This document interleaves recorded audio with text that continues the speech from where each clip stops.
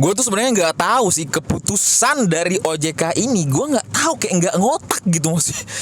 Lu maunya apa sih gitu kan? OJK ini gue nggak tahu. Pada intinya gue bakalan bahas tuntas sampai tuntas ke akar-akarnya. Jadi ini tuh nggak kayak kemana-mana. Banyak hal yang gue mau pertanyakan ke pihak OJK. Dan ini pun juga setidaknya mengedukasi banyak orang. Dan gue merasa gue sebenarnya nggak terlalu benar atau apapun itu. Gue pada intinya ini hanya pendapat gue secara pribadi. Dan asas gue adalah mengkritik pemerintah adalah hal wajar gitu kan. Jadi kalau ada apa-apa, ya intinya ini adalah kritikan untuk pemerintah untuk lebih baik lagi, oke? Karena yang dikeluarkan oleh keputusan OJK ini kayak membuat apa ya, kayak simpang siur gitu, abu-abu. Maksud lu apa gitu kan? Nggak ada keputusan pastinya gitu kan. Intinya ini buat OJK, dengerin ya. Ini pembahasan gua untuk kalian, oke? Assalamualaikum warahmatullahi wabarakatuh. Selamat datang di channel Akai. Waduh, gimana guys? Jadi banyak banget yang nge-DM gue, banyak banget yang kayak di kolom komentar gue juga ada beberapa, WhatsApp gue juga ada beberapa gitu kan, dan teman-teman YouTuber gue juga banyak banget yang bilang, Bang, coba lu definisi lu atau apa pendapat lu mengenai si OJK ini. Dan mereka juga udah buat video segala macam, dan gue masih riset dan segala nyari tahu dan apa hal sebenarnya perihal si keputusan OJK ini. Dan gue fix kayak memutuskan keputusan OJK ini nggak ngotak menurut gue. Serius. Oke. Buat yang baru gabung di channel gue, jadi channel gue tuh adalah channel dimana kalian bisa dapetin info news update mengenai dunia cryptocurrency, oke? Dan mengenai sudut pandang, pola pikir, dan pelatihan mental, dan newsnya pasti untuk dunia cryptocurrency. Jadi gue harap kalian pastikan tekan tombol subscribe-nya dan nyalakan notifikasinya sekarang juga, oke? Sebelum kita lanjut, dan gue bakalan ngasih kalian giveaway senilai 2 juta rupiah, keren banget kan? Oke, gue bakalan undi di tanggal 30 Januari di tahun 2022. Dan gue mau ngasih tahu ke kalian, ini tekanan ya, karena giveaway gue itu gue adain setiap bulan.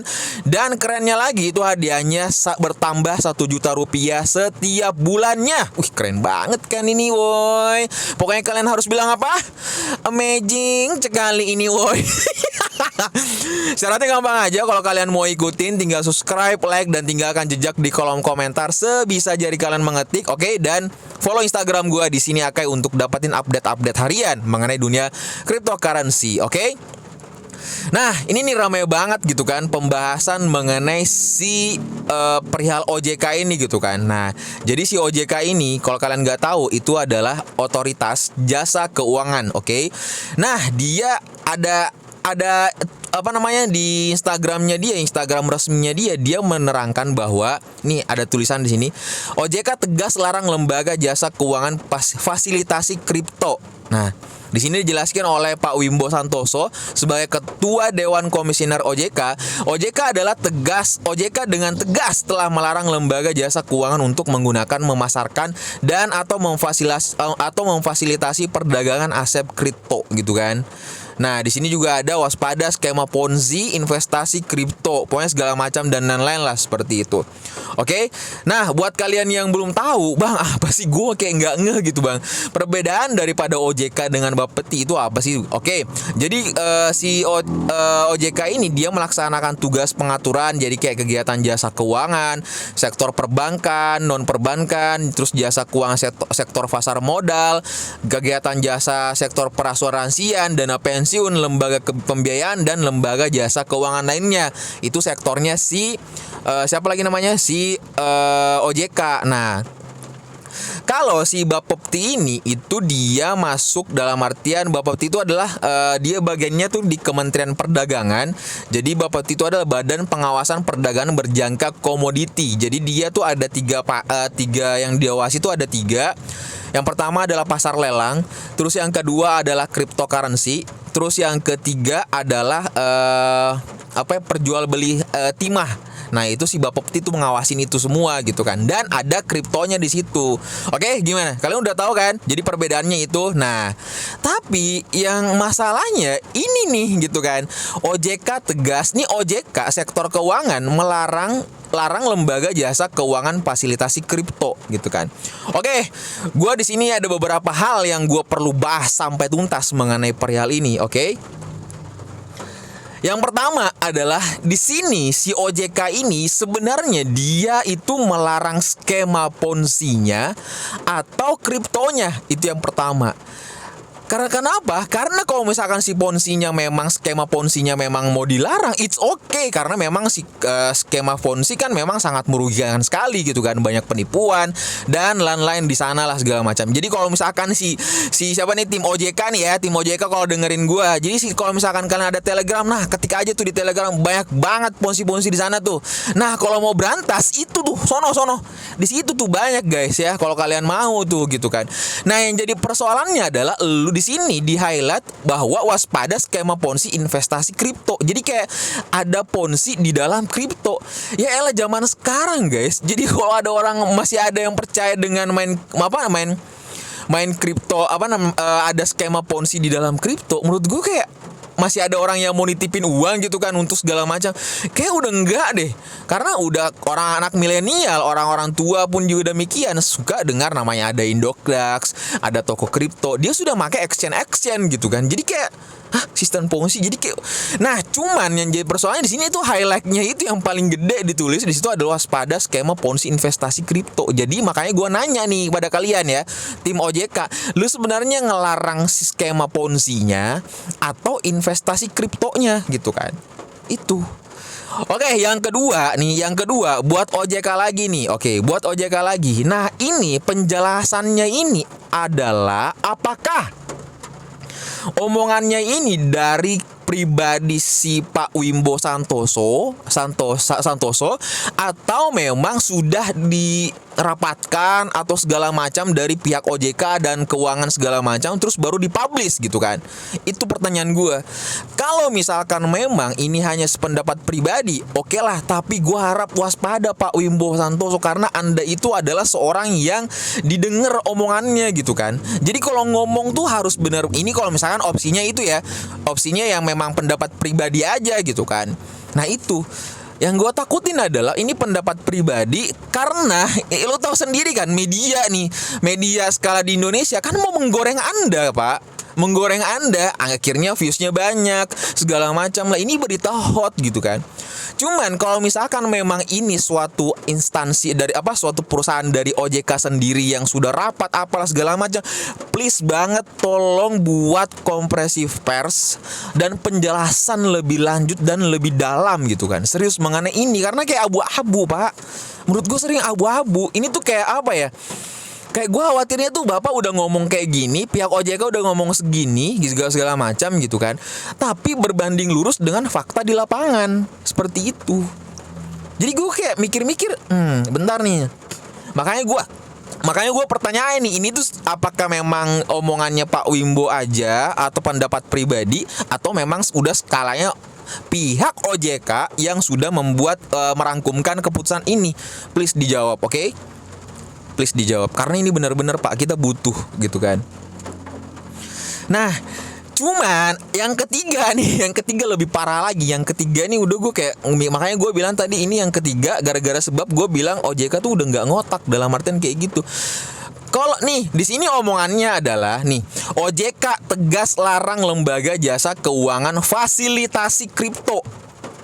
Yang jadi pertanyaannya Pak adalah memfasilitasi ini, kata memfasilitasi ini, oke?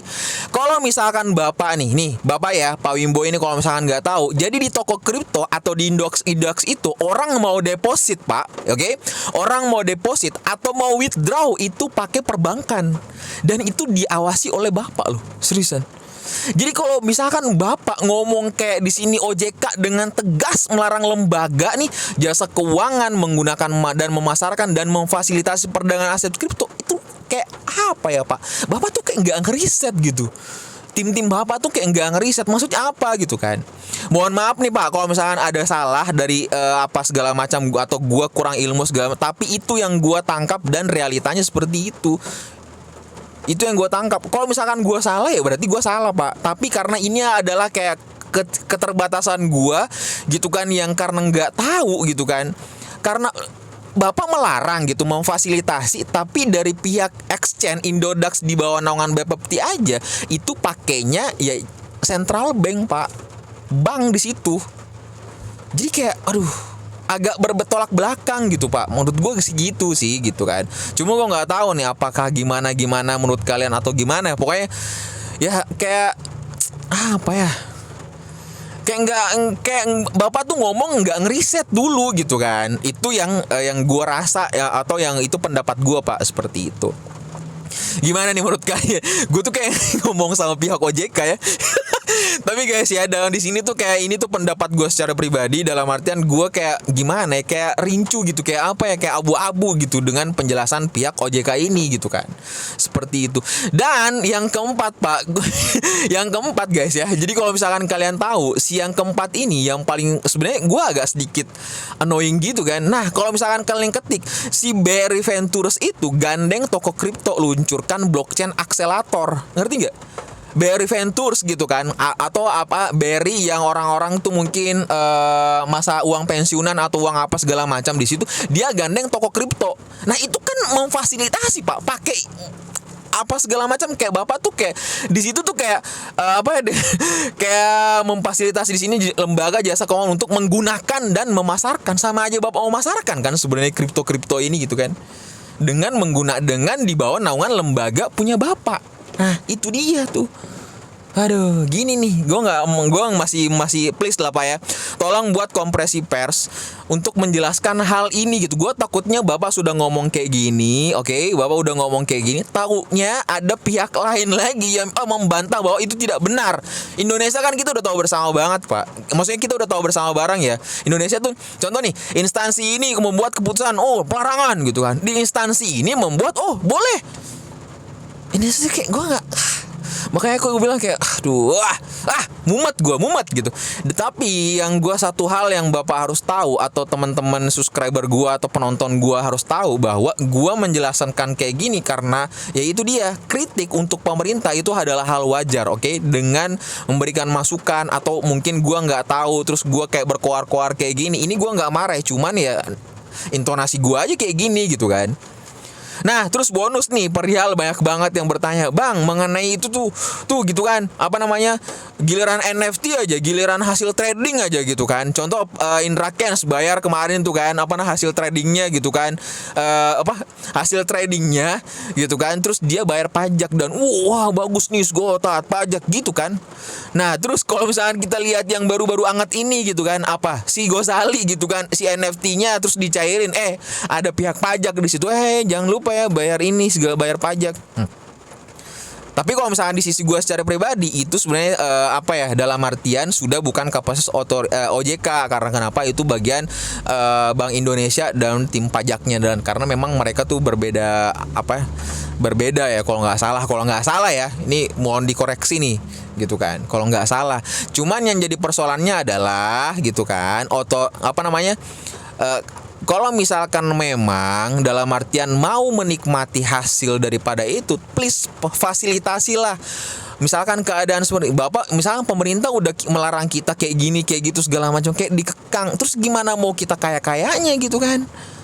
Giliran kita udah kaya, pajak buset bejibun. Nih gue kasih tahu pemerintah ya, di Vietnam guys ya, di Vietnam itu kalau orang mau buka usaha, yang penting syaratnya apa? Yang penting tidak mengganggu tetangga. Jadi kalau di Indonesia kan ribet banget. Harus bikin PT, harus izin lingkungan, harus ini. Jadi modal habis Pak. Pak Jokowi denger lah, please lah. Wah, jadi modal kita kasihan yang harusnya dipakai untuk beli dagangan, beli apa segala macam, larinya malah ngurus perizinan. Kan enak Pak, kita udah sukses segala macam. Kita kalau misalkan bapak nggak ngekang kayak gini, kita bakalan ingat pajak Pak, kita bakalan bayar juga untuk insentif negara. Yang jadi persoalannya, kita kenapa kekeh, nggak ada yang berkembang segala macam, karena kita tuh dipaksa, dikekang segala macam. Jadi pertumbuhan perekonomian kita tuh nggak berkembang karena habis larinya ke sana. Giliran kita udah bayar pajak segala macam, pemerintahnya korupsi segala macam, dituntut paling 10 tahun. Itu pun dengan fasilitas di dalam penjara enak-enak banget gitu, ber-AC apalah segala macam. Itu pun ada juga kasus kemarin yang bisa keluar dari penjara seenak, bisa nonton apa tuh. Kan kayak gue nggak tahu lagi di pemerintah, please Pak Jokowi, kalau denger ini nih, atau Pak Menteri siapakah di situ gitu kan, please tolonglah lebih gimana, ayo bangkit lagi untuk memberikan lebih baik lagi untuk Indonesia. Gue nggak tahu lagi, ada video gue kayak lu nganggap apaan, cuma pada intinya kayak ini curahan hati gue, kayak curhat juga. Karena kalau misalkan dunia nih orang tuh Pak banyak kaya karena kripto seperti itu ya. Nggak ada sih memang orang yang memang banyak juga Pak yang kayak nyangkut segala macam, tapi uangnya ada di situ gitu kan. Ada uangnya di situ Pak gitu.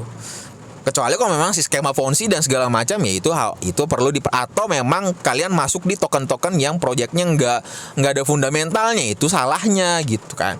Nah harusnya Bapak memfasilitasi buat kayak Vault Beta yang kayak si Dogezilla segala macam gitu kan, yang bisa memverifikasi mana nih yang token-tokennya segala. Harusnya kayak gitu Pak pikirannya, jangan mengkekang-kekang. Jadi kayak kita tuh kayak stres Pak, nggak ada yang berkembang kita tuh kalau kayak gini. Aduh ya Allah. Udah gitu doang pembahasan gue kali ini. Terserah lah kalian mau share, mau bagi segala macam, gue nggak tahu lagi nih. Ini kayaknya penonton juga nggak ada, palingan nggak ada yang menonton. Gue rasa kalau video-video ocehan kayak gini. Tapi pada intinya gue hanya kayak curhat Pak. Ini tuh ada kayak aduh salah nih Pak, ada beberapa hal. Kalau misalkan memang gue salah, terus pendapat gue, pertanyaan gue juga salah, tolong dah dijawab, minimal ada konferensi pers atau apalah segala macam. Kasihan Pak yang takut karena di Indonesia pelarangan segala macam, tapi pada realita lapangannya ternyata sentral banknya sendiri mensupport oleh si kripto itu sendiri gitu. Udah gitu aja pembahasan kali ini, dan gue harap kalau kalian bisa share video gue, share aja biar orang pada lebih tahu banyak lagi. Tapi gue nggak tahu kalian bisa dapetin apa aja di video gue. Silakan tulis di kolom komentar biar kita juga bisa sharing bareng. Dan apakah pendapat gue ini salah atau enggak, atau kita sepemikiran, tulis di kolom komentar. Siapa tahu kita bisa sharing bareng, oke? Dan pastikan titip salam sama keluarga kalian dan sehat selalu, oke? Sehat selalu dan doain gue juga sehat selalu. Dan Oke, dapat salam dari gue Akai. Assalamualaikum warahmatullahi wabarakatuh.